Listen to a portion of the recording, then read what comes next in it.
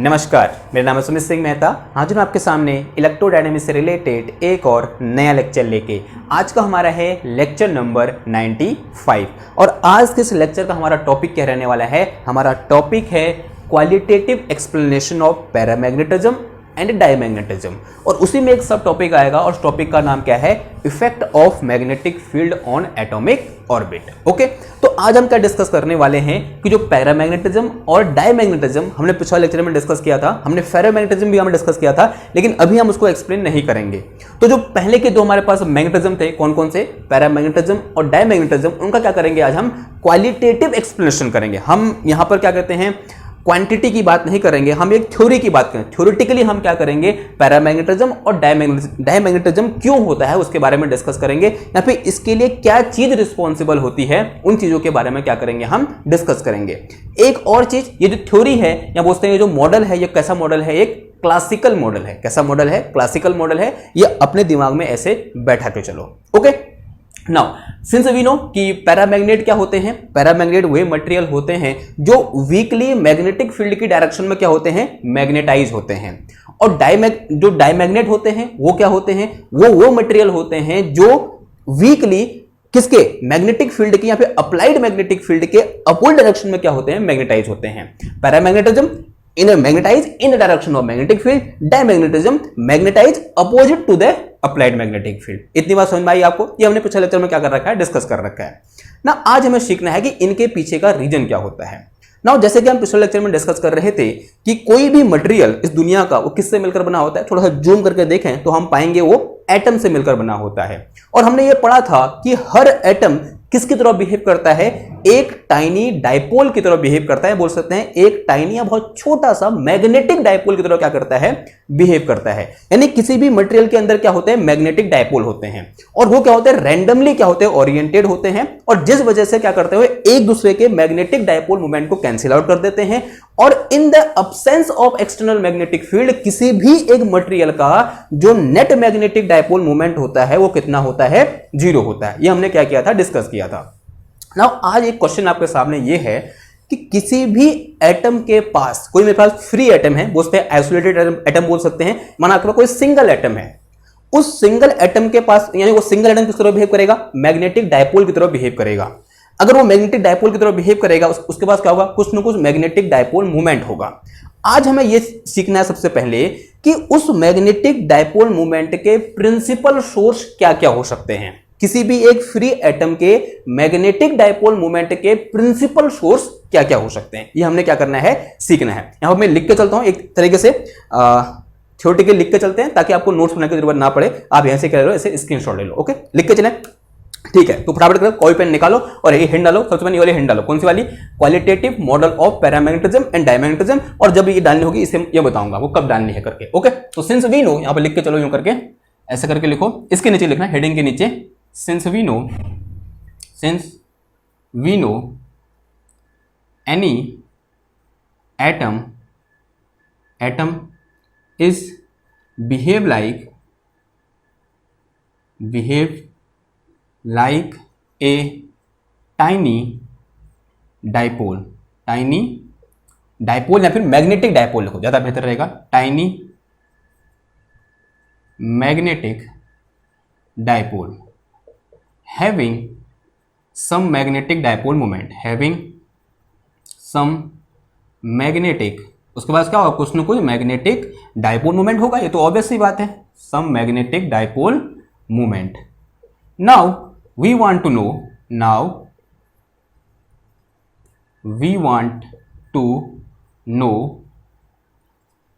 what are the principal sources,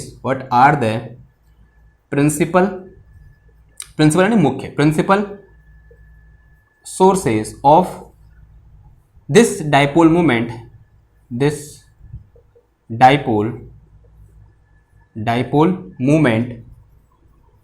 moment for any free atom,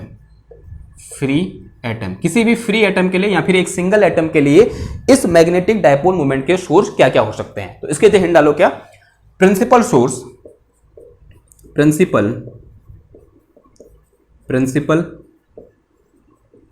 sources of dipole moment, magnetic dipole, पूरा लिखें, magnetic dipole movement. आप बता सकते हो पहला सोर्स क्या होगा? जो पहला सोर्स होता है वो होता है हमारे पास क्या? Electron spin. पहला सोर्स क्या होता है? Electron spin, electrons spin. अब भैया ये कैसे? अब देखो एक चीज है, हम ये मैंने पहले बोला कि जो मॉडल है कैसा मॉडल है? क्लासिकल मॉडल है। मैं जानता हूं जो स्पिन कॉन्सेप्ट है वो कैसा कॉन्सेप्ट है? क्वांटम मैकेनिकल कॉन्सेप्ट है। लेकिन यहां पर हम ऐसा अज्यूम करके चलेंगे जो इलेक्ट्रॉन है वो क्या कर रहा है? अपने एक्सेस के अबाउट स्पिन कर रहा है। ठीक है, आप लोग बोलोगे कि ऐसे नहीं करता इलेक्ट्रॉन, पर हाँ थोड़ी देर के लिए इस थ्योरी को एक्सप्लेन करने के लिए हमें ये अज्यूम करना पड़ेगा क्या इलेक्ट्रॉन क्या कर रहा है? अपने एक्सेस के अबाउट क्या कर रहा है? इस तरीके से स्पिन कर रहा है। अब थोड़ा सा ध्यान सोचो, इलेक्ट्रॉन को, अगर मैं इलेक्ट्रॉन को क्या बोलूं? एक चार्ज स्फीयर, यहां बोल सकते हैं ए नेगेटिवली चार्ज स्फीयर बोलूं तो थोड़ा बहुत सिमिलरिटी है, दोनों क्या है? एक दूसरे के एनालॉगस है। तो क्या है? एक नेगेटिवली चार्ज सॉलिड स्फीयर है जो क्या कर रहा है? अपने एक्सेस के अबाउट स्पिन कर रहा है, यानी रोटेट कर रहा है। तो रोटेट कर रहा है उसका मतलब क्या हुआ? कि चार्ज मूव कर रहा है यूं करके, चार्ज मूव करेगा, चार्ज मूव करेगा तो क्या प्रोड्यूस होगी? करंट। करंट प्रोड्यूस होगी तो उसमें क्या होगा? कुछ ना कुछ डाइपोल टर्म होगा। अगर डाइपोल टर्म होगा तो वहां क्या होगा? कुछ ना कुछ उसका डाइपोल मूवमेंट होगा। तो किसी भी एक एटम का जो इलेक्ट्रॉन होता है उसका जो स्पिन होता है उसके कारण क्या प्रोड्यूस होता है? डाइपोल मूवमेंट इंड्यूस होता है। आप बोलते हैं वो एज ए डाइपोल क्या कर सकता है? बिहेव कर सकता है ड्यू टू इट्स स्पिन। हमने अभी तक सिर्फ ऑर्बिटल मोशन की बात करी थी, लेकिन स्पिन की वजह से भी क्या होता है? डाइपोल मूवमेंट होता है या फिर मैग्नेटिक डाइपोल मूवमेंट होता है। इतनी बात समझ में आया आपको ना? तो दूसरी जो चीज है वो आप जो सोच रहे हो वही है, that is orbital motion of electron. Orbital motion of electron about nucleus, about nucleus.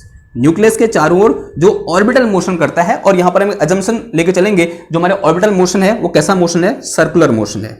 कैसा मोशन है? एक सिंपलेस्ट केस सर्कुलर मोशन लेके चलेंगे, ओके, ताकि हमारा जो केस रहे वो क्या रहे? एकदम सिंपल रहे। अब हम सब जानते हैं कि कोई भी इलेक्ट्रॉन जब क्या करता है? किसी भी एक ऑर्बिटल में जैसे रिवॉल्व करता है, उसकी स्पीड बहुत हाई होती है, लेकिन जो पाथ कवर होता है बहुत छोटा होता है, तो जो करंट प्रोड्यूस होती है वो एज ए स्टडी करंट हम उसको क्या कर सकते हैं? ट्रीट कर सकते हैं। ठीक है, और जब कोई एक तो जो ऑर्बिट है वो किस तरह बिहेव करेगा? एक करंट कैरिंग लूप की तरह बिहेव करेगा। और एक करंट कैरिंग लूप क्या होता है? एक एटॉमिक मैग्नेटिक डाइपोल होता है। तो जब कोई इलेक्ट्रॉन अब एक ऑर्बिटल मोशन करता है उसकी वजह से भी किसी भी एक एटम के पास क्या होता है? कुछ न कुछ मैग्नेटिक डाइपोल मूवमेंट होता है। तो ये दो चीज जो थी हमारे पास वो क्या थी? फैमिलियर थी। जो तीसरी चीज यहां पर आती है वो मेरे पास कुछ नहीं है, वो ये आता है क्या? Change in velocity of electron या फिर ऑर्बिटल वेलोसिटी ऑफ इलेक्ट्रॉन। ऐसे लिखो, change in orbital velocity of electron due to, किसके कारण? Due to applied magnetic field, due to applied magnetic field, applied magnetic field. Okay, यानी जब किसी atom को हम क्या करते हैं? अब एक एक्सटर्नल मैग्नेटिक फील्ड में रखते हैं। कहां रखते हैं?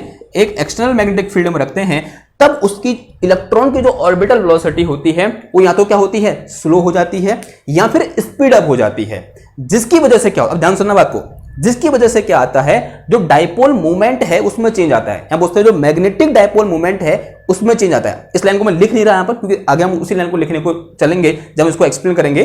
ध्यान सुनो बात को, मैं क्या कहना चाह रहा हूं कि जब भी हम किसी एटम को एक्सटर्नल मैग्नेटिक फील्ड में रखते हैं तो जो उसकी ऑर्बिटल वेलोसिटी होती है इलेक्ट्रॉन की, उसमें क्या आता है? चेंज आता है। ऑर्बिटल वेलोसिटी में चेंज आने से मैग्नेटिक डाइपोल मोमेंट में चेंज आता है। अब किसी भी एक एटम के मैग्नेटिक डाइपोल मोमेंट में कब चेंज आएगा? जब वहां पर कुछ एक एक्स्ट्रा मैग्नेटिक डाइपोल मोमेंट क्या हो जाए? इंड्यूस हो जाए, तभी तो चेंज आएगा ना। माना पहले एटम का मैग्नेटिक डाइपोल इधर को था, अब एक मैग्नेटिक डाइपोल इधर क्यों इंड्यूस हो गया? तो यहां पर जो चेंज आया, जो इन दोनों में अंतर होगा वही तो क्या होगा? चेंज होगा ना। जो इन दो मैग्नेटिक डाइपोल मोमेंट क्या हो, इन दो मैग्नेटिक डाइपोल मोमेंट जो चेंज होगा वही तो क्या होगा? Change in magnetic dipole moment होगा। वही तो क्या होगा? इन दोनों के बीच का अंतर होगा। तो वो अंतर किसकी वजह से आ रहा है? चेंज इन वेलोसिटी की वजह से आ रहा है। अभी यहां पर आपको जो मैंने बोला समझ में नहीं आया है तो कोई बात नहीं, लेकिन ये समझ लो कि वेलोसिटी में चेंज आने से किसमें चेंज आता है? हमारा डाइपोल मोमेंटम, या बोल सकते हैं क्या इंड्यूस होता है? हमारा मैग्नेटिक डाइपोल मूवमेंट इंड्यूस होता है, या बोल सकते हैं उसका क्या है, एक सोर्स है। तो ये तीन क्या होते हैं, मेन सोर्स होते हैं। अब देखो, अब इंपॉर्टेंट चीज है, तो जो पहले के दो सोर्स है ना, these two sources are responsible for paramagnetism. जो पहले के दो सोर्स हैं वो किसके लिए रिस्पॉन्सिबल होते हैं, पैरामैग्नेटिज्म के लिए क्या होते हैं, रिस्पॉन्सिबल होते हैं। तो यहां पर लिख के चलेंगे इस तरीके से, ऐसे हैशटैग बनाओ, first two sources are responsible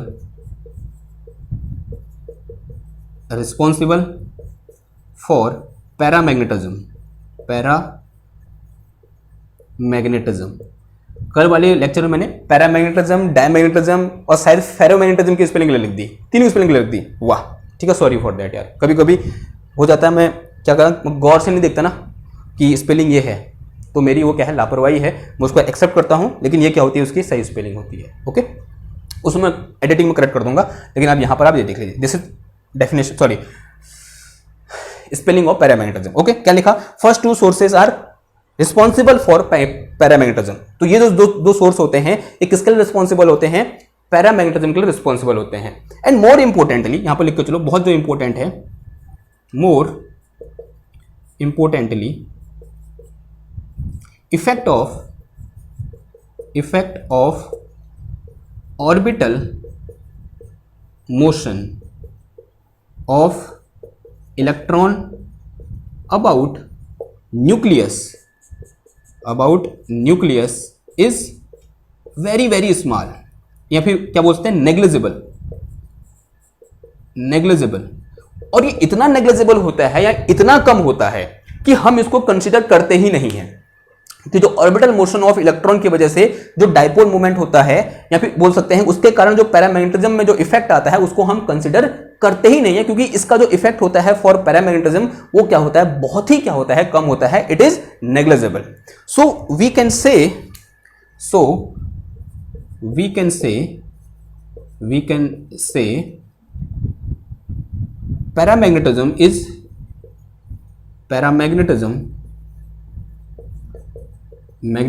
is only due to, और किताबों में ये लिखा होता है, आप कहीं पर भी आर्टिकल पढ़ोगे वहीं ये लिखा होगा कि स्पिन के कारण होता है।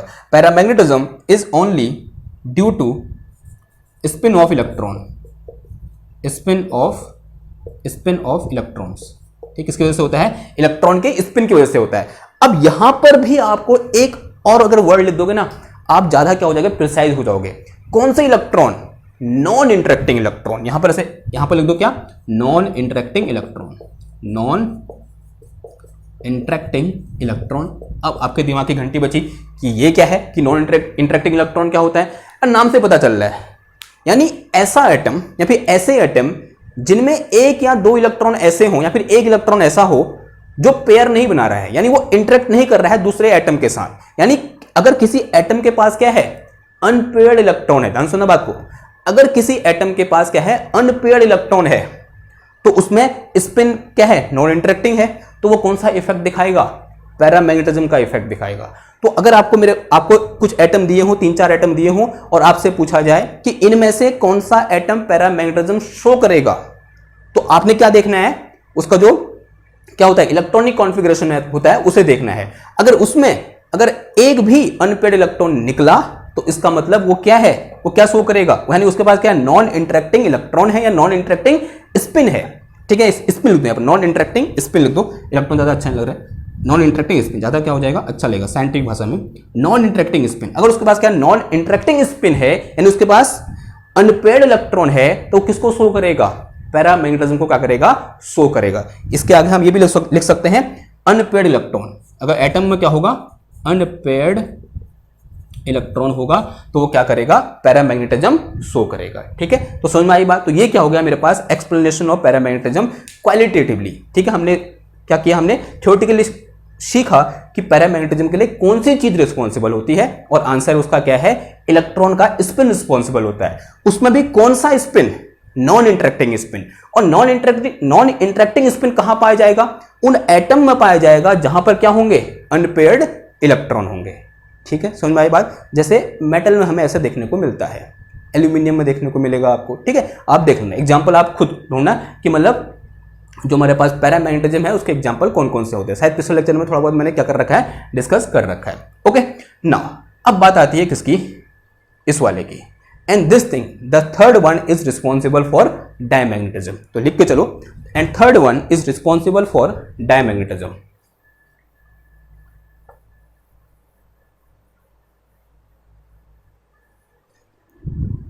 थर्ड सोर्स इज रिस्पॉन्सिबल यानी change in velocity. Third source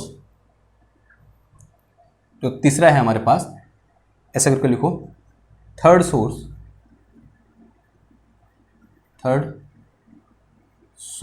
is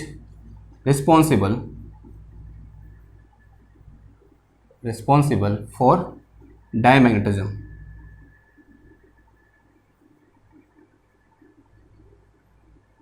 ठीक है, अब यहां पर डायमैग्नेटिज्म है और ये उन एटम में होता है जहां पर क्या होते हैं, सारे के सारे इलेक्ट्रॉन पेयर्ड होते हैं। तो यहां पर ऐसे कोष्टक में लिख दो, ऑल इलेक्ट्रॉन आर पेयर्ड्स, और इलेक्ट्रॉन आर पेयर्ड। अब इसके बारे में बात अंत में करेंगे, ठीक है, थोड़ा टाइम बचा तो वहां पर अंत में, यहां पर अनपेयर्ड होने से और यहां पर ऑल इलेक्ट्रॉन आर पेयर्ड, यहां पर पेयर्ड होने से और यहां अनपेयर्ड होने से क्या चेंजेस आएंगे या बोलते हैं क्या हम यहां पर बातें कर सकते हैं, ये लास्ट में हम करेंगे। लेकिन अब उससे पहले ध्यान से सुनना बात को, कि यहां पर हमने बोला कि इलेक्ट्रॉन क्या रहेगा, स्पिन, जो इलेक्ट्रॉन स्पिन है उसका जो इफेक्ट रहेगा वो क्या रहेगा, डोमिनेंट रहेगा, और कुछ ज्यादा ही डोमिनेंट रहेगा, और इसका जो इफेक्ट है ऑर्बिटल मोशन का वो कुछ ज्यादा ही क्या रहेगा, कम रहेगा, यानी इसको हम क्या करते हैं, नेग्लेक्ट ही कर देते हैं। तो पहला क्वेश्चन तो ये आता है कि ये नेग्लेक्ट क्यों हुआ, यानी orbital motion of electron paramagnetism के लिए रिस्पॉन्सिबल क्यों नहीं होता है, यानी इसका इफेक्ट इतना ज्यादा इफेक्टिव क्यों नहीं होता है। पहला क्वेश्चन तो ये है हमारे पास। दूसरा क्वेश्चन ये है कि ऑर्बिटल वेलोसिटी चेंज होने से या फिर बोलते हैं अप्लाइड मैग्नेटिक फील्ड लगाने से किस तरीके से ऑर्बिटल वेलोसिटी चेंज होगी। अगर वो ऑर्बिटल वेलोसिटी चेंज हो रही है, या बोलते हैं स्पीड बोल सकते हैं, अगर वो स्पीड चेंज हो रही है तो उसकी वजह से किस तरीके से डायपोल मोमेंट में चेंज आएगा, या बोलते हैं मैग्नेटिक डायपोल मोमेंट में चेंज आएगा। तो ये दो मेरे पास क्या है, एम है। अब इन दो एम को कंप्लीट करने के लिए हमें क्या सीखना पड़ेगा, effect of magnetic field in atomic orbit सीखना पड़ेगा। अब हेड डालो, हमारा सब हेडिंग क्या है, effect of magnetic field, effect of magnetic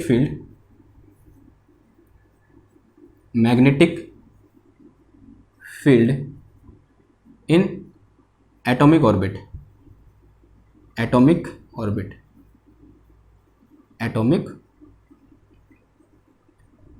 okay, अब देखो चलो, तो थोड़ा सा यहां पर आपको मैथमेटिकल चीज करनी पड़ेगी, वो करते हैं। ओके ना, अज्यूम करो कि मेरे पास क्या है, एक इस तरीके से न्यूक्लियस है, और न्यूक्लियस के चारों हम सब जानते हैं इलेक्ट्रॉन क्या करते हैं, इस तरीके से रिवॉल्व करते हैं। इस तरीके से क्या कर रहा है, इलेक्ट्रॉन इसके चारों ओर रिवॉल्व कर रहा है। नाउ ये माना यहाँ पर इलेक्ट्रॉन है मेरे पास, और इसकी जो इनिशियल वेलोसिटी है वो कितनी बोल दी हमने, v बोल दी, यानी इनिशियल वेलोसिटी नहीं, इसकी जो वेलोसिटी है इसके चारों ओर वो v वेलोसिटी से क्या कर रहा है, मूव कर रहा है। और फिर रेडियस बोल दी हमने, कितनी बोल दी, r बोल दी। कितनी रेडियस है इसकी, r क्या है, इसकी रेडियस है। ना हम जानते हैं कि ये जो इलेक्ट्रॉन की स्पीड है वो क्या है, बहुत हाई है, जो v है वो क्या है, वेरी हाई है या नहीं है, वेरी हाई है, बहुत ज़्यादा है, यानी अप्रॉक्स 10⁶ मीटर पर सेकेंड इसका ऑर्डर है। और जो मेरे पास क्या है, इसका परिमाप है, पेरीमीटर है, P फॉर पेरीमीटर है, वो क्या है मेरे पास, वेरी स्मॉल है। ठीक है, वो क्या है, स्मॉल है, एंड दैट इज अप्रॉक्स 10⁻, या वो हाँ 10⁻⁻10 मीटर का है, सॉरी 10 एंगस्ट्रम का है, इस ऑर्डर का है, या बोलते हैं 1 एंगस्ट्रम का है। ये मीटर हो जाएगा तो कितना हो जाएगा, ये 1 एंगस्ट्रम के ऑर्डर का है।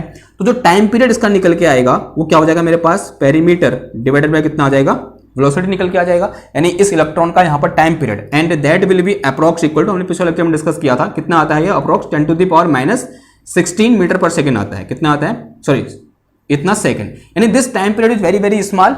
सो दिस लूप, जो यहाँ पर लूप है, जो लूप बन रही है, या बोलते हैं जो ऑर्बिट है, वो किस तरह बिहेव करेगा, एक करंट कैरिंग लूप की तरह बिहेव करेगा। और जो करंट कैरिंग लूप होगी, इसमें जो करंट फ्लो करेगी वो क्या होगी, लगभग, या बोलते हैं अप्रॉक्स स्टडी करंट होगी, अप्रॉक्स स्टडी करंट होगी। यानी ये किस तरह बिहेव करेगा, एक करंट कैरिंग लूप जिसमें जो करंट है वो स्टडी करंट है, यानी ये क्या है, एक मैग्नेटिक डायपोल है। क्या है, एक ये मैग्नेटिक डायपोल है। इतनी बात समझ में आई आपको। ओके, अगर ये क्या है, एक मैग्नेटिक डायपोल है, तो अगर मुझसे पहले यहाँ पर करंट निकालूं, कितने करंट फ्लो करेगी, तो करंट इन दिस लूप, जो लूप है इसमें करंट निकालूं, current in loop, current in orbit या लूप बोल दो, ठीक है, इसको लूप लेके चलो, तो this will be equal to कितना हो जाएगा, ये चार्ज कितना है इसमें, माइनस ई चार्ज है, और एक चक्कर लगाने में कितना टाइम लग रहा है उसको, टी टाइम लग रहा है, कितना टी टाइम, तो एक चक्कर लगाने में कितना टाइम लग रहा है, टी टाइम लग रहा है, ठीक है। तो current in loop I equal to कितना हो गया मेरे पास, माइनस का ई अपॉन कितना आ गया, ये टी आ गया, ठीक है, ये बात समझ में आई। Now time period equal to क्या होता है, परिमाप डिवाइडेड बाई स्पीड होता है, तो परिमाप कितना होता है इसका, तो अगर यहां से टाइम पीरियड टी निकालूं तो this will be equal to 2 pi R, और अपॉन कितना आ जाएगा, ये v आ जाएगा, t इक्वल टू कितना आ जाएगा, 2 पाई आर अपॉन v, ये चीज पता है ना आपको, t equal to 2 pi R upon v, उठाए कहां पुट कर दो, इधर पुट कर दो, तो यहां से मेरे पास i इक्वल टू कितना आ गया, माइनस का e अपॉन 2 पाई आर, और अपॉन कितना आ गया, v आ गया, ये v ऊपर चला जाएगा, तो यहां से मेरे पास current i is equal to कितना आ गया, माइनस का E V upon 2 pi R आ गया, कितना आ गया, माइनस का E V upon 2 pi R, इसे क्या कर दो, इस तरीके से बॉक्स में बंद कर दो, यानी करंट किस पर डिपेंड कर रही है, वेलोसिटी पर डिपेंड कर रही है, ठीक है। और नेगेटिव साइन क्या दिखा रहा है, negative sign come here due to the charge in electron, electron पर क्या चार्ज होता है, माइनस का ई, यानी माइनस का 1.6 in 10 to the power minus 19 coulomb charge होता है, जिस वजह से क्या है यहाँ पर नेगेटिव साइन आया है, ओके। नाउ अब हमने बोला कि किस तरह बिहेव कर रहा है, कि मैग्नेटिक डायपोल की तरह बिहेव कर रहा है, किस तरह बिहेव कर रहा है, एक मैग्नेटिक डायपोल की तरह बिहेव कर रहा है। अगर ये मैग्नेटिक डायपोल की तरह बिहेव कर रहा है तो कुछ ना कुछ मैग्नेटिक डायपोल मूवमेंट होगा, और हम सब जानते हैं magnetic dipole movement of this dipole, magnetic dipole movement of this dipole, this atomic dipole बोल दो, एटॉमिक मैग्नेटिक डायपोल ऐसे बोलते हैं, या फिर टाइनी डायपोल भी बोल सकते हैं, क्या हो जाएगा बताओ, डायपोल मूवमेंट क्या होता है, m इक्वल टू, या फिर ऐसे लिखो, हाँ ऐसे लिख दो, m इक्वल टू क्या होता है,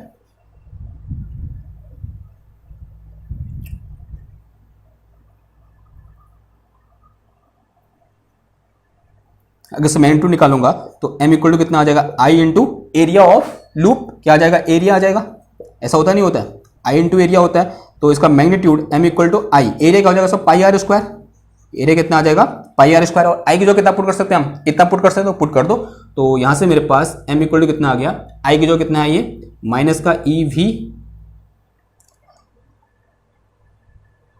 अगर यहां माइनस के साथ रख रहे हैं,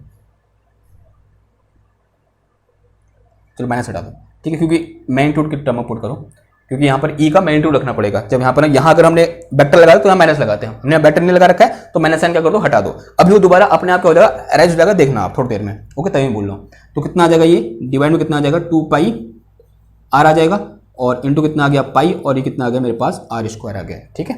देखो इस आर से ये आर कैंसिल हो गया, एक पाई से ये पाई क्या होगा, कैंसिल हो गया, तो यहाँ से मेरे पास एम इक्वल टू कितना आ गया, वेक्टर मत लगाओ अभी, ठीक है, m इक्वल टू कितना आ गया, ये आ गया मेरे पास ई वी आर अपॉन 2 आ गया, कितना आ गया 1/2 ई वी आर आ गया ना। अगर मैं आप इसके इस डायपोल मूवमेंट की डायरेक्शन की बात करूं कि what will be the direction of dipole movement, देखो इलेक्ट्रॉन कैसे मूव कर रहा है, ऐसे मूव कर रहा है, the motion of electron in this way, और हम सब जानते हैं जो करंट इस इलेक्ट्रॉन के कारण यहां पर आएगी वो कहां की ओर होगी, इसके ठीक अपोजिट डायरेक्शन में, यानी current will be in this direction, current कैसे है, क्लॉकवाइज है। और अगर मैं ये बोलूं कि अगर मैं यहां पे कोऑर्डिनेट सिस्टम डिफाइन करूं, this is my X axis, this is my Y axis, and this one is my Z axis, यानी जेड एक्सेस कहां की ओर है, आपकी ओर है, तो यहां पर अगर मैं क्या करूं, करंट की डायरेक्शन में अपनी उंगली को कर्ल करूं, यूं करें, करंट कैसे है, ऐसे है, चार्ज कैसे चल रहा है, ऐसे चल रहा है, because charge is negative, charge negative है, कैसे चल रहा है, ऐसे चल रहा है, तो करंट कैसे चल रही है, ऐसे, करंट ऐसे चल रही है क्लॉकवाइज, तो डायरेक्शन कहां की ओर है, मैग्नेटिक मूवमेंट की अंदर की ओर, ठीक है, पता है ना, ऐसे निकालते हैं करंट, तो मैग्नेटिक डायपोल मूवमेंट की करंट कहां की ओर आई, अंदर की ओर, यानी अंदर की ओर करने का मतलब क्या हुआ, माइनस जेड का डायरेक्शन में, तो current will be minus Z का डायरेक्शन में, यहां कितना आ गया, माइनस जेड आ गया, ठीक है, ये वही माइनस है जो यहां से अगर मैं यहां पर माइनस साइन रखता तो वो इसके साथ चल के आता, उसके लिए मुझे पहले यहां पर क्या लगाना पड़ता, वेक्टर लगाना पड़ता, मैंने पहले मैग्नीट्यूड निकाल लिया, फिर मैंने यहां पर क्या किया, डायरेक्शन निकाला, तो अपने आप यहां पर क्या आ गया, माइनस साइन आ गया, तो this is my magnetic dipole movement, तो इसको मैं ऐसे भी लिख सकता हूं, m इक्वल टू माइनस का 1/2 ई वी आर, और इंटू कितना आ गया, ये जेड कैप आ गया। Now said is some equation number 1, इसे क्या बोल दो, इक्वेशन नंबर 1 बोल दो ना। अब हम क्या करना चाह रहे हैं, इस मैग्नेटिक डायपोल को, जो ये मैग्नेटिक डायपोल है यहाँ पर, इसको हम एक्सटर्नल मैग्नेटिक फील्ड में रखेंगे। और हम सब जानते हैं जैसे मैं इस मैग्नेटिक डायपोल को कहाँ रखूंगा, एक्सटर्नल मैग्नेटिक फील्ड में रखूंगा, तो इसमें क्या लगेगा, टॉर्क लगेगा, लगेगा नहीं लगेगा, आंसर हाँ जी लगेगा। और टॉर्क लगते ही क्या करना चाहेगा वो, इसको रोटेट करना चाहेगा, किस डायरेक्शन में, मैग्नेटिक फील्ड की डायरेक्शन में। Okay, depending upon the nature of element, या बोल सकते हैं मैटर, कि वो डायमैग्नेट है या फिर पैरामैग्नेट है। देखो ध्यान से देखो, अब यहां पर एक इंपॉर्टेंट चीज है, यहां पर समझ में आएगा कि क्यों स्पिन क्या है, डोमिनेंट में है, और क्यों जो मेरे पास ऑर्बिटल इफेक्ट है वो डोमिनेंट में नहीं है। अब देखो जैसे ही हम क्या करेंगे, यहां पर मैग्नेटिक फील्ड लगाएंगे, if we on our magnetic field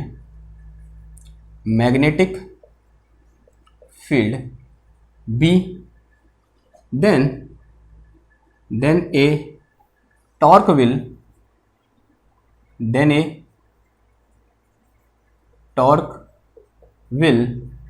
applied on it which is, जो किसके बराबर होगा, which is m क्रॉस, क्या होता है, टॉर्क टाउ इक्वल टू क्या होता है भाई, m क्रॉस b के बराबर होता नहीं होता है, क्या होता है, m क्रॉस b, इतना क्या लगेगा, टॉर्क लगेगा। तो torque will be m cross b, इतना क्या लगा इसमें, टॉर्क लगा। अब इस टॉर्क की वजह से क्या होगा, इसको रोटेट करना चाहेगा। देखो टॉर्क वजह से होता है क्या, ध्यान सुनना बात को। अब आपने एक्सपेरिमेंट किया है पहिए वाला, ध्यान सुनना बात को, ये देखो ये बहुत इंपॉर्टेंट चीज है, इसको अगर समझ में आ गया ना तो सब समझ में आ जाएगा। तो अज्यूम करो कि ये जो मेरे पास ये पहिया है, ये क्या है, एटॉमिक ऑर्बिट है, ठीक है, ये क्या है, एटॉमिक ऑर्बिट है, जिसमें इलेक्ट्रॉन क्या कर रहा है, रिवॉल्व कर रहा है, और करंट ऐसे चल रही है, मान थोड़ी देर बोलो करंट ऐसे चल रही है, जैसे ये रिवॉल्व कर रहा है ना, करंट क्या कर रही है, ऐसे चल रही है, ठीक है ना। अभी इसमें कोई टॉर्क नहीं लग रहा है, और जैसे को मैं छोड़ूंगा ना, इसमें टॉर्क लगता है, हमको पता है, जिसको मैं छोड़ूंगा जो करके इसमें टॉर्क लगने वाला कपल ऑफ फोर्स लगेगा। क्यों लगेगा कपल ऑफ फोर्स, क्योंकि मैं इसको ऊपर खींच रहा हूं और ग्रेविटी इसको नीचे खींच रही है, तो कपल ऑफ फोर्स लगा, कपल ऑफ फोर्स लगने से क्या होता है, टॉर्क लगता है, ठीक है। तो जैसे यहां पर इसको मैग्नेटिक फील्ड में रखने पर, इस मैग्नेटिक डायपोल को, ये मैग्नेटिक डायपोल है, ठीक है, because atom behave like a magnetic dipole, तो ये मैग्नेटिक डायपोल है, जैसे ही मैं इसको कहां रखूंगा, एक्सटर्नल मैग्नेटिक फील्ड में रखूंगा, जो कि मैंने रखा, इतना टॉर्क लग रहा है, तो इतना टॉर्क लगने से ये क्या करेगा, रोटेट करेगा। अब देखो रोटेट कैसे करता है, ध्यान सुनना बात को, ये एटॉमिक ऑर्बिट है, ये रोटेट करेगा जब इसमें क्या लगेगा, टॉर्क लगेगा। ये घुमाया मैंने, ये देखो ये क्या कर रहा है, ऐसे रोटेट कर रहा है, कैसे, इन दिस वे, ऐसे क्या कर रहा है, रोटेट कर रहा है। ये तो क्या है, फ्री है, जो पहिया है ना मेरा, ये इस तरीके से रोटेट करने के लिए क्या है, फ्री है। लेकिन क्या हमारा ये एटॉमिक ऑर्बिट को इस तरीके से रोटेट करना, जैसे इसमें टॉर्क लगने पे ऐसे रोटेट कर रहा है या ऐसे रोटेट कर रहा है, जैसे भी कर रहा है, क्या इस तरीके से जैसे ये पहिया रोटेट कर रहा है, क्या हमारे एटॉमिक ऑर्बिट को भी इस तरीके से रोटेट करना पॉसिबल है, टॉर्क लगने के बाद, या टिल्ट करना बोल सकते हैं, इस तरीके से टिल्ट करना पॉसिबल है, पॉसिबल नहीं है भाई, बहुत हार्ड काम है, यानी वो टिल्ट होगा ही नहीं। अगर टिल्ट होगा ही नहीं तो उसका इफेक्ट आएगा ही नहीं। लेकिन यहीं पर जो स्पिन पर जो टॉर्क लगेगा, स्पिन के कारण जो मैग्नेटिक मूवमेंट प्रोड्यूस हुआ और जो मैग्नेटिक डायपोल बना स्पिन के कारण, ड्यू टू स्पिन कंट्रीब्यूशन, उसको टिल्ट करना क्या है, बहुत आसान है, उसको टिल्ट करना क्या है, बहुत आसान है।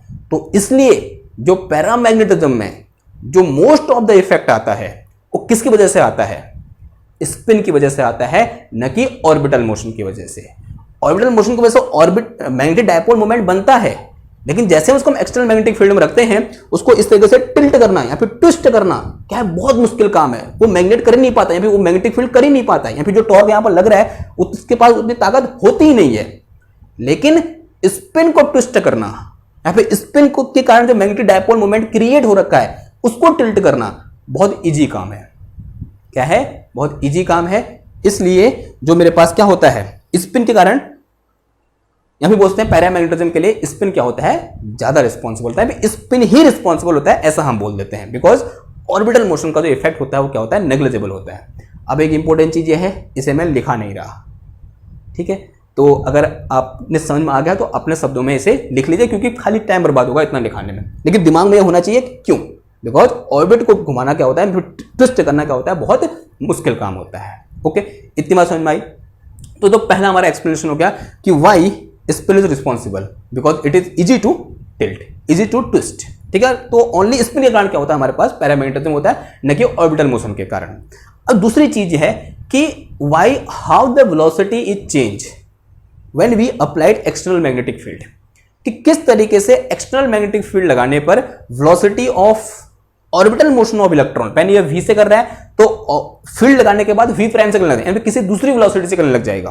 तो ऐसा क्यों होता है या फिर ऐसा कैसे होता है, और अगर ऐसा हो रहा है तो इसकी वजह से इस मैग्नेटिक डायपोल में किस तरीके का चेंज आता है। हमारा जो नेक्स्ट काम है वो यही है। ओके, तो करें, कहां गया मार्कर नाउ, तो ये यहां पर ठीक है, ये एंड हो गया। ओके नाउ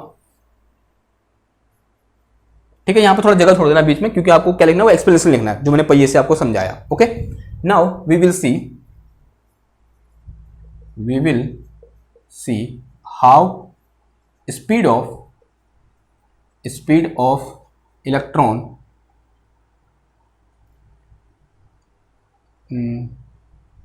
या फिर how electron speed up, how we will see how electron speed up और स्लो डाउन, दोनों चीज हो सकता है, slow down in presence of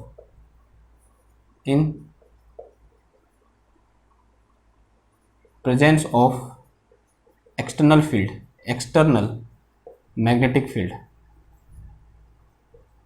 या खाली मैग्नेटिक फील्ड को एक्सटर्नल या फिर in presence of magnetic field के प्रेजेंस में किस तरीके से इलेक्ट्रॉन स्पीड अप और स्लो डाउन होता है, और उसकी वजह से हो रहा है तो किस तरीके से मैग्नेटिक मोमेंट में क्या आता है, चेंज आता है। अब ये देखते हैं। अब यहां पर देखो ध्यान से, इसको देखो, यहां पर क्या कर रहा है, ये सर्कुलर मोशन में रिवॉल्व कर रहा है। अभी बचपन की बात है हमारे लिए, जब भी ये सर्कुलर मोशन में रिवॉल्व करता है तो इसमें क्या लगेगा, यहां पर एक इलेक्ट्रोस्टैटिक फोर्स लगेगा in this direction, and that electrostatic force is Fe। कितना फोर्स लग रहा है यहां पर, Fe क्या लग रहा है, फोर्स लग रहा है, and this Fe force behave like a centrifugal force, ठीक है, या फिर सेंट्रीपिटल फोर्स, किस तरह बिहेव कर रहा है, सेंट्रीपिटल फोर्स की तरह बिहेव कर रहा है, and this will be equal to, since we know यहां पे electrostatic force Fe equal to कितना होगा, this will be equal to m। अब ये क्या है, m क्या होगा, मास ऑफ इलेक्ट्रॉन, तो उसको me बोल दो, me into V square upon r, और जो v है वो क्या है, velocity of electron before applying magnetic field. अभी हमने मैग्नेटिक फील्ड अप्लाई नहीं कर रखा है, ठीक है, तो उसकी जो वेलोसिटी है वो कितनी है, इतनी है, ठीक है, v है, और r क्या है, इसकी रेडियस है, and this will be equal to, ये कितना हो जाएगा मेरे पास, this is one over epsilon not into E square, ठीक है, ई स्क्वायर का मतलब minus E into minus E, कितना हो गया, ई स्क्वायर हो गया, और नीचे कितना आ गया, आर स्क्वायर आया, and this will be equal to M E into V square, और अपॉन कितना आ गया, ये आर आ गया, ठीक है।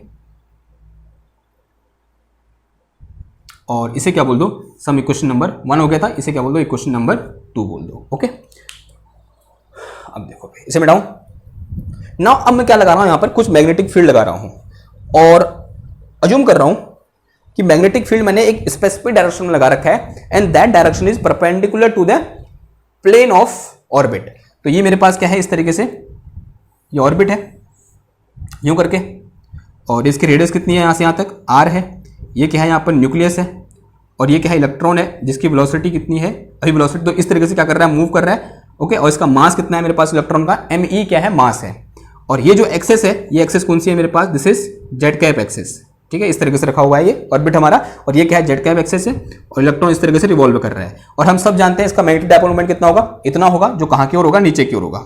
दिस इज माई m, मैंने जेड कैप डायरेक्शन में है, तो ये क्या है मेरे पास m वेक्टर है, जो कि मेरे को यहां से क्लियरली देखने को मिल रहा है ना। अभी मैंने यहां पर कोई फील्ड नहीं लगा रखा है, अब मैंने क्या किया है, फील्ड लगाया, और फील्ड कैसे लगाया, इस तरीके से लगाया, यानी perpendicular to the plane of surface, यानी बी मैग्नेटिक फील्ड लगाया, कितना magnetic field, B magnetic field लगाया, और बी मैग्नेटिक फील्ड लगाने से और अज्यूम किया कि इसकी जो वेलोसिटी में क्या आया, चेंज आया, ठीक है, वेलोसिटी क्या हो रही है, तो स्पीड हो गया, स्लो डाउन होगी, हमने बोला इसमें चेंज आया, जो नई वेलोसिटी होगी वो कितनी होगी, v से v प्राइम होगी। पुरानी वेलोसिटी कितनी थी, before applying magnetic field velocity कितनी थी, v थी, स्पीड कितनी थी, v थी, एंड आफ्टर अप्लाइंग स्पीड कितनी होगी मेरी, v प्राइम होगी।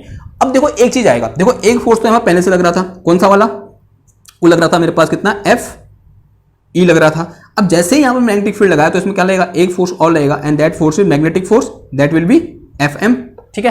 तो on applying magnetic field when B is present, जब B प्रेजेंट होगा तब क्या होगा, देखो B प्रेजेंट होने से यहां पर एक फोर्स लगेगा, that force is Fm, and this Fm force will be equal to minus का Q into V cross B के बराबर होगा, होगा नहीं होगा? आंसर है हाँ जी होगा, लॉरेंज फोर्स। ठीक है, इतना होगा। अब इन दोनों के बीच एंगल कितना है? 90 है, because it is in the direction of Z cap, इसके परपेंडिकुलर है। ठीक है, जो सिंस वी नो, सिंस जो बी है, बी वेक्टर है, वो परपेंडिकुलर टू क्या है? वी वेक्टर या वी प्राइम है। ठीक है, तो यहां पर क्या आ जाएगा? वी प्राइम आ जाएगा। ठीक, बिकॉज द वेलोसिटी कितनी है? आप वी प्राइम है। तो यहां से अगर मैग्नीट्यूड ऑफ एफ एम निकालूंगा तो this will be equal to E into कितना आ जाएगा? वी बी आ जाएगा। मैग्नीट्यूड ऑफ, सॉरी यार, ये एफ एम होगा, हाँ, magnitude of F M equal to E into V B हो जाएगा ना। अब अगर यहां पर क्या निकालूं, ये लगाऊं, यहां बोल सकते हैं यहां पर सेंट्रीपिटल फोर्स के दो फोर्स काम कर रहे हैं, एक एफ ई और एक क्या कर रहा है? एफ एम कर रहा है। तो यहां पर क्या आ जाएगा मेरे पास? नाउ जो F E plus F M हो जाएगा वो कितना हो जाएगा मेरे पास? एम ई इंटू ना, अब वेलोसिटी कितनी है? वी प्राइम स्क्वायर, और डिवाइड में कितना आ जाएगा? ये आर स्क्वायर। ऐसा कुछ आ जाएगा। एफ ई की वैल्यू कितनी है? Half 1/4πε0 into E square upon R square है, और प्लस एफ एम की वैल्यू कितनी है? ये दी है मेरे पास, देखो, ई वी बी के बराबर है, एंड दिस इज, और वी प्राइम होगा, 12 भूल जा रहा हूँ, और ये कितना आ जाएगा मेरे पास? M E V prime square आ जाएगा, और डिवाइड में कितना आ जाएगा? ये आर स्क्वायर आ गया। ठीक है, डिवाइड में कितना आ गया? आर स्क्वायर, और इसकी जो कितना आ जाएगा? ये जो चीज मैंने यहां पर रखी हुई है,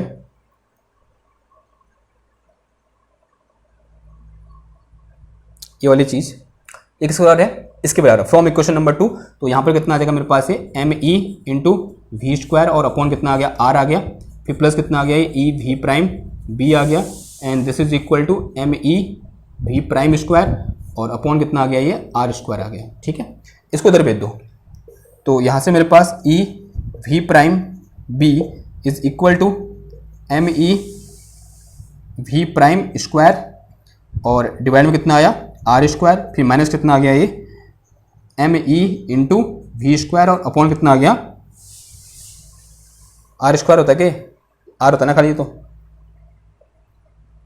खाली आर होता है, तो ये अपॉन कितना आ गया? यहाँ पर आर आ गया, अपॉन कितना आया? आर आया। ठीक है, देखो दोनों ओर से M E upon R common आ जाएगा, तो ये कितना आ गया? ई वी प्राइम बी, और ये आ गया मेरे पास एम ई अपॉन आर बाहर आ गया। एम ई क्या बताया ना? मास ऑफ इलेक्ट्रॉन है, तो ये कितना आ गया मेरे पास? V prime square and minus this is V square, V prime square into कितना आ गया? वी स्क्वायर आ गया। इसको A square minus B square का फॉर्मूला लगा दो, तो ये मेरे पास कितना आ गया? ई वी प्राइम बी, ये आ गया मेरे पास M E upon R, this is V prime plus V, और इंटू कितना आ गया? वी प्राइम माइनस वी आ गया। ठीक है, और इन दिस केस जो वी प्राइम है वो क्या है? ग्रेटर देन वी है। ऐसा बोल के चलो कि V prime is greater than V, यानी यहां पर क्या हो रहा है? स्पीड अप हो जा रहा है। ठीक है, इलेक्ट्रॉन क्या हो रहा है? हमारा स्पीड अप हो रहा है। ठीक है, उसके पीछे का रीजन भी है, हमें ये पॉजिटिव चाहिए। अगर मैं ये बोलूं, ये पॉजिटिव कब होगा? जब वी प्राइम क्या होगा? वी से बड़ा होगा। तो इन this case, in this particular situation, जो वी प्राइम है वो वी से क्या है? हमारा बड़ा है। ओके, अब इधर आओ, इसे मिटाओ।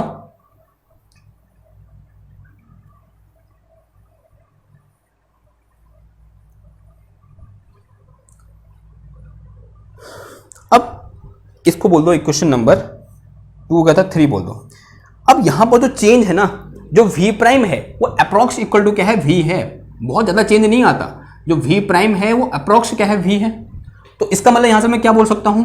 v prime minus v will be equal to very small number, that is del v prime. कितना आ जाएगा? डेल v या फिर डेल v प्राइम, कुछ भी बोल दो।